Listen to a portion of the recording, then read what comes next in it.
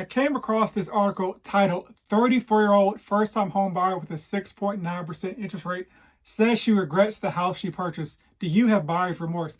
My initial reaction was, I bet you this person did no research in the home buying process, and that's why they regret their decision, because, headlines are sensational.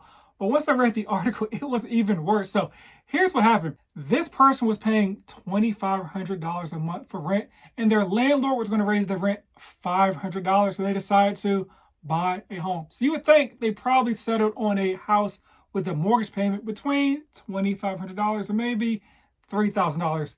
No, this person regrets their home purchase because their mortgage payment is now $3,900. So yeah, of course, I would regret my home buying decision too if my living expense went up $1,400. This is why I say focus on your monthly payment and work backwards to figure out a home price. You'll get jammed up like this young lady did if you work the other direction. However, this led me to another article that kind of recapped the home buying experiences of 1,000 people in 2022, which I think could be a very good assistance to you. Because it's easy to make fun of this lady, but you may be in that situation later as well. So we're going to cover what percentage of people offered over ask last year, what was the average purchase price, how many offers does it actually take to get your home offer accepted, what percentage of people actually bought homes sight unseen. It's higher than I thought. How long does it take for your offer to actually get accepted? What compromises do folks have to make?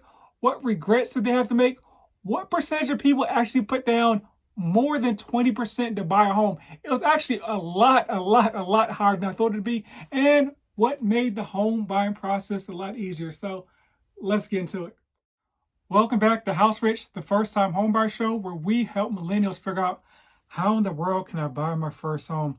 Today we're talking about experiences of folks that bought homes in 2022 and how it can help you in 2023 and beyond. So this research was provided by an organization called Anytime Estimates.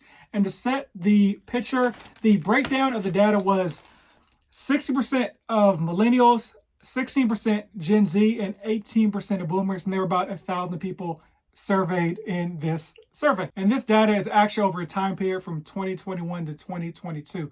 The first thing that stood out to me was the average home price between a first-time home buyer and a non-first-time home buyer.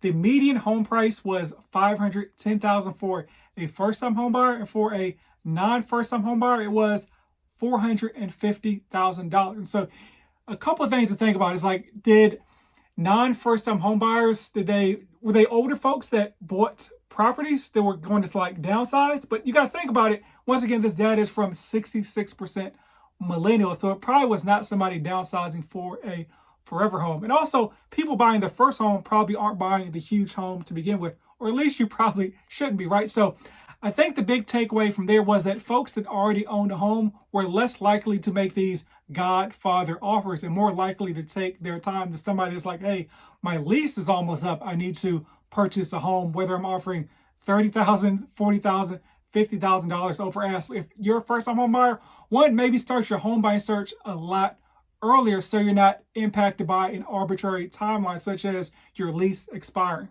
Now let's hear from those people to see how the competitive housing market impact their decision to actually buy a home. So of the people surveyed, 40% bought because of the super low interest rates.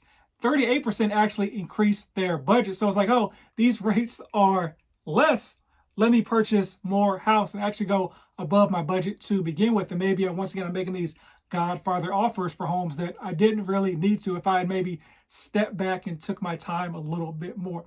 For 36% of folks that sped up their timeline to buy, most likely impacted by those interest rates. 36% expanded their search location, most likely impacted by the high home prices, going out to the suburbs like a lot of folks did to purchase homes, which actually pushed up purchase prices in the suburbs as well.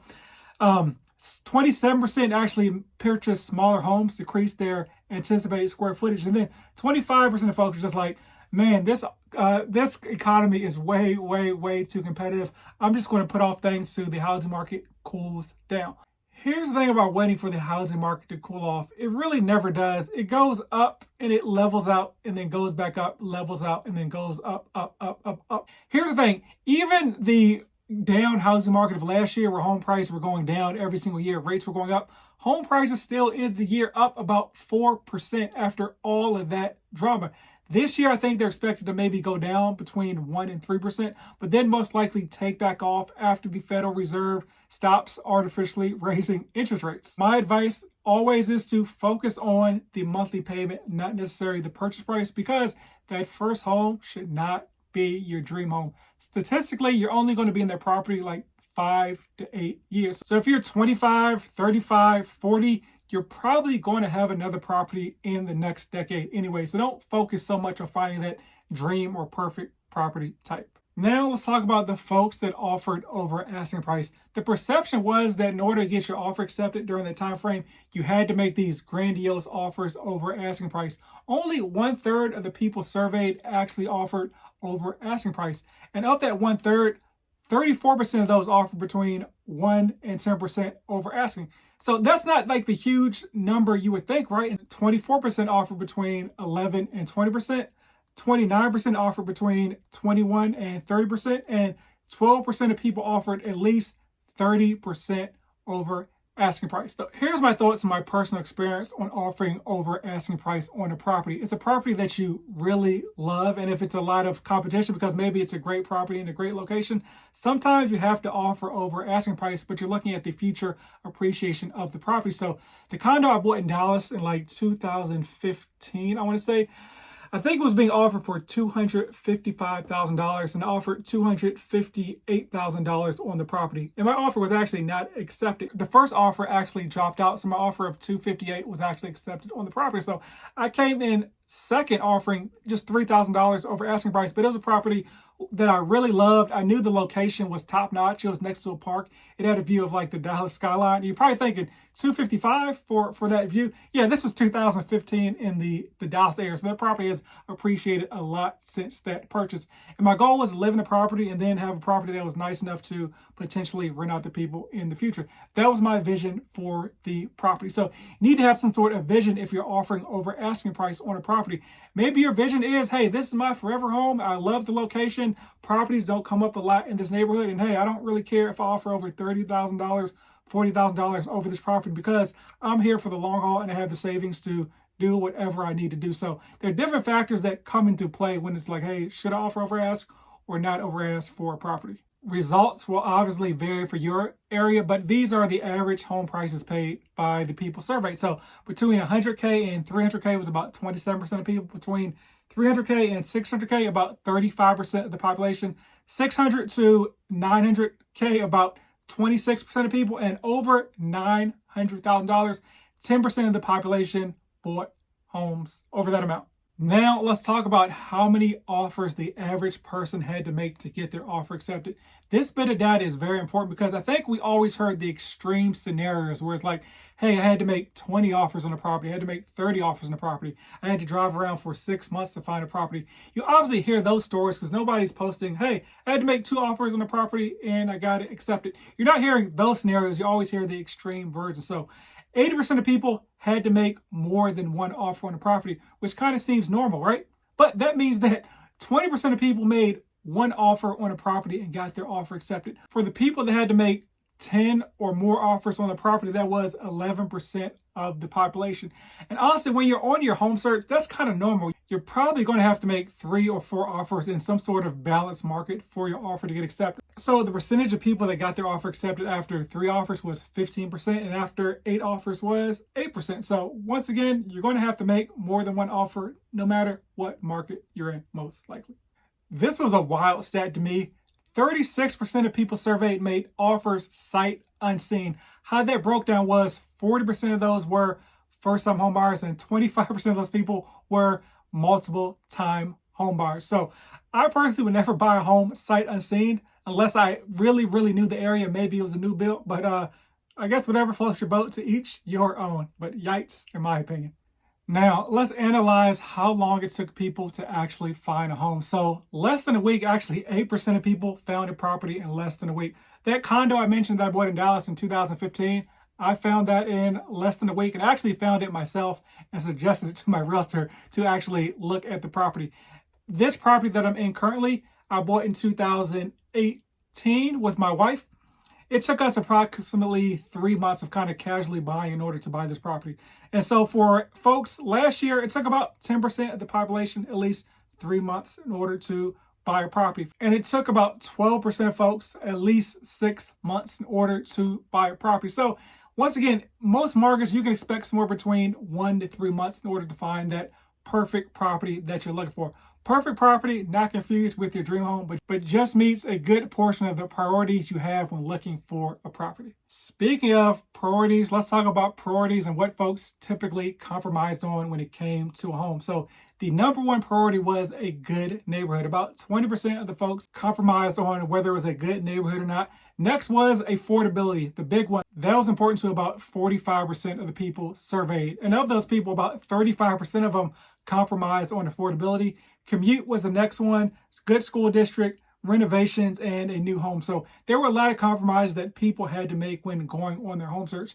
And you're going to have to compromise as well, because here's the thing. You're going to write down your list of your top 5 or top 10 things. Everybody does it. You need to have a list so you know what you're looking for in the first place. You know what your realtor needs to look for. Your realtor knows what they need to look for when going on your home search. But you're going to have to compromise, honestly, no matter what your budget is. If you're buying a $10 million home, you're going to have to compromise because, I didn't have the things that a $15 million home had. If you're buying a $300,000 home, same thing. It doesn't have the same things as a $350,000 home. So you have to compromise something. Maybe you're compromising for a smaller house, for a better neighborhood, but you're most likely going to have to give and take a little bit in your home buying search. So be prepared for that. Now, these are the top 9 regrets that folks had when purchasing a home.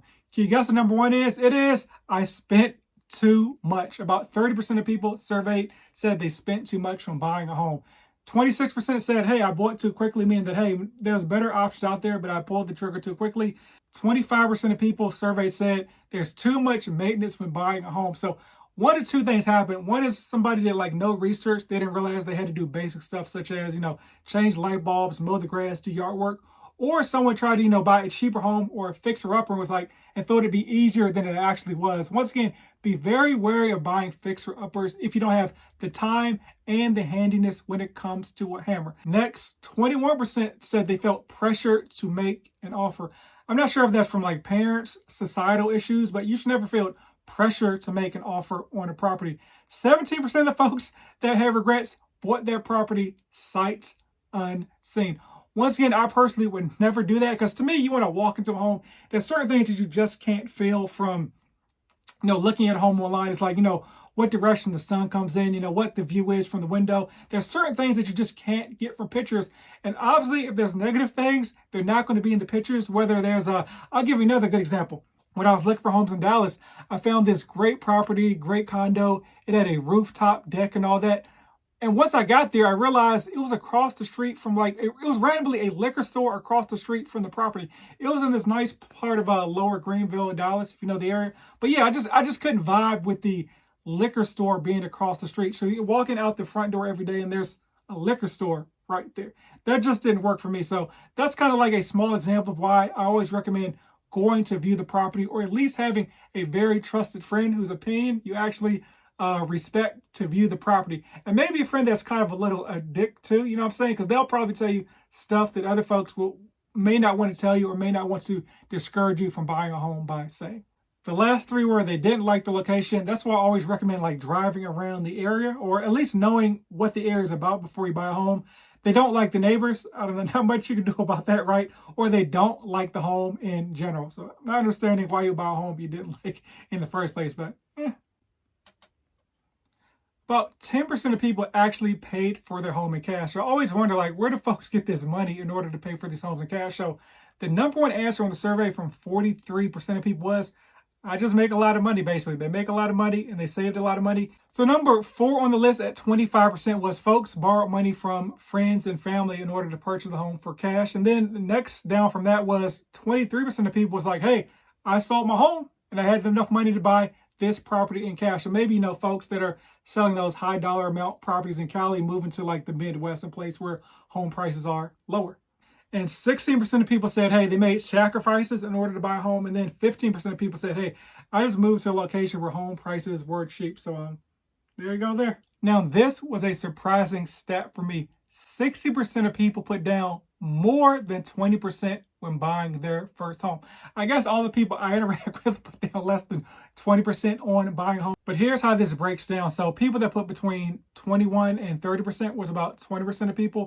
Going all the way up to folks that put down at least 50% on a home was 9%. And folks that just, hey, I'm paying everything cash, once again was, can you remember? 10% from what I talked about maybe 1 to 2 minutes ago.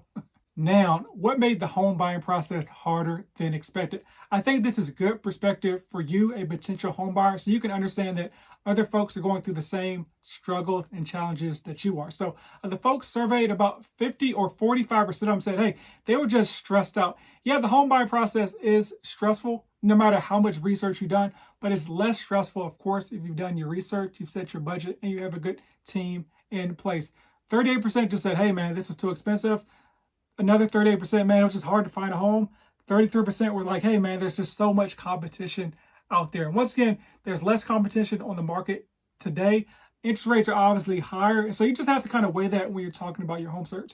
There's going to be no market where rates are super low and competition is super low and home prices are going down. That's just not a thing that happens in any market. It's basic supply and demand principle. So 29% said, hey, we exceeded our budget. Another 26%, hey, the home needed repairs. So once again, if you're trying to go on the cheap end to buy a fixer-upper, I think I've said this 3 or 4 times, make sure you actually know how to fix up a property. You may want to consult with a contractor or somebody that's handy with a hammer beforehand if you're planning on paying somebody. Or if you're like, hey, I'm definitely going to do repairs, like whether it's a 203K loan or just repairs out of pocket, make sure you're working with a realtor that works with folks that have done these repairs as well, because they may be able to give you better perspective on, 1, how long it would take to fix up, and 2, maybe the after repair value, because you're trying to buy the worst property in the best neighborhood, right? 25% said interest rates were too high. 24% said negotiation. So once again, last year was a super seller's market. There's a lot more room for negotiation now in the buyer's market, even though technically we're still in a seller's market due to the lack of inventory. A neutral market by definition is at least 6 months of inventory, and we actually are under that number. 23% said it was stressful because they had to compromise. You're going to have to compromise when you're buying a home. That's just what it is, right? 22% said they struggled to get financing, so that's making sure that you, 1, understand how financing works. You can check previous episodes from me on that, and also make sure you're working with a lender that knows how to communicate with you. 17% said they had an unhelpful agent. That's why you always want to interview your realtor, no matter if they were recommended to you or not, because just because one person vibes with a certain person doesn't mean that you will vibe with them. I'm sure your friends have friends that you don't necessarily vibe with, right? But you vibe with your friends. So you need to make sure that that realtor is a good fit for you, because you will be with that realtor for, you'd be riding around with them like all weekend. You may be in the car, you may be trailing the car, but you'll be with that realtor a lot. You need to make sure that you two are a good fit from a personality standpoint. And last but not least, 16% of folks said the seller was just unresponsive. Now let's talk about what emotions the home buying process elicited overall for folks, because it's an emotional process no matter how calculated you are. So overall, folks did have a good experience. Like 66% of people said, hey, they were excited. 55% of people said they had a good experience. But next, of course, was 45% said they were stressed. The home buying process is stressful. There's no way around that. 36% said they were actually prepared, and going all the way down to the bottom, 13% said they actually had a bad experience. So overall, folks were happy with what transpired during the home buying process, even though they had to compromise here or there. Now let's talk about what made the home buy process easier than expected. So number 1, as you probably expected, is the realtor. That's why the realtor gets paid the big bucks, right? Because they're the person that's helping quarterback the biggest financial decision of your life, and hopefully helping through the process, helping you stay calm throughout the process, and help you set expectations during your home buying process. 41% said, hey, financing was easy, which is why it's important to have a good lender who can communicate with you what's going on and make sure that you understand the loan process, and also have your ducks in a row. The better your credit profile is, honestly, the easier it is for you and the lender. You can have a crappy lender, but like a great credit profile, and it's easier for you to qualify. And so lastly, at 20%, some folks did not have to negotiate on their offers amount. But even during the hot market, 20% of people did not have to negotiate. There you go. hopefully it helped add some perspective to your home search, whether it's in 2023, 24, or whenever. The home buying process is not going to be easy, but it should be very rewarding. So I'm in the Dallas area. If I can help you with your home buying journey, I love to, but I can also connect you with folks in all 50 states. So feel free to contact me. But as always, buy land. Rumor has it they're not making any more of it.